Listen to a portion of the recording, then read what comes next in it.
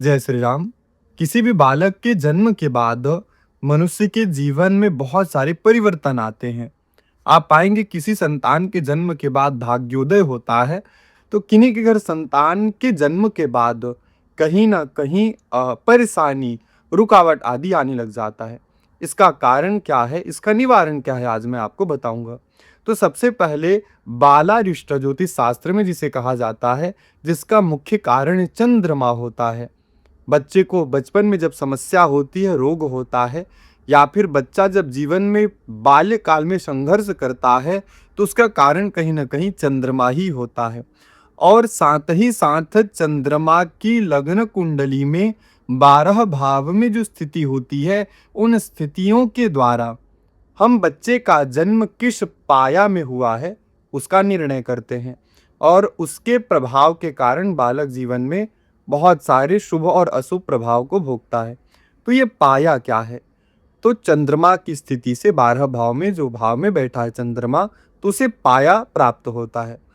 आप चंद्रमा की स्थिति को देख करके आगे मैं बताऊंगा तो भी जान सकते हैं, या फिर आजकल सॉफ्टवेयर कुंडली ऐप जो होते हैं, उनमें भी पाया सीधा निर्णय करके लिखा हुआ होता है।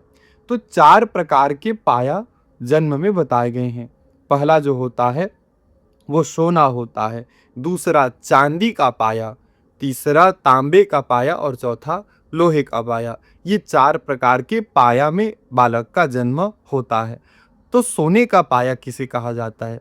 मान लीजिए किसी बच्चे का जन्म जो है जिस समय पर भी हुआ है और लग्न कुंडली में चंद्रमा अगर उसकी कुंडली के 5वें, 6वें, 11वें भाव में अगर स्थित है, तो बच्चे का जन्म सोने के पाया में कहा गया है।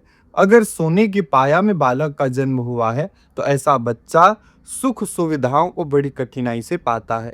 रोग इन्हें प्राप्त हो जाता है। 6ठा भाव रोग का है, तो बालक को रोग भी बहुत प्राप्त होते हैं और इसे बचपन से ही दवाई शुरू लेना पड़ जाता है। पिता को भी समस्या आती है, पिता को कठिनाइयाँ प्राप्त होती है। निवारण के लिए अन्नदान जरूर करना चाहिए। दूसरा जो पाया है वो तांबे का पाया कहा गया है, चांदी का पाया कहा गया है।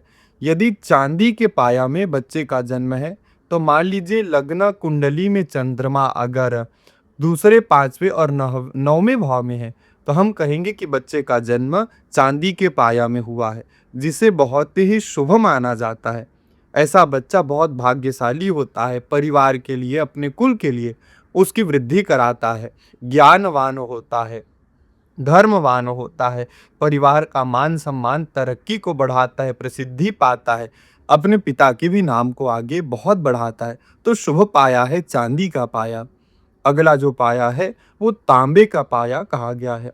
अगर जन्म समय में चंद्रमा आपके लग्न कुंडली के अगर तीसरे, 7वें और 10वें भाव में है, तो इसे तांबे का पाया कहा गया है। ये भी शुभ पाया माना जाता है।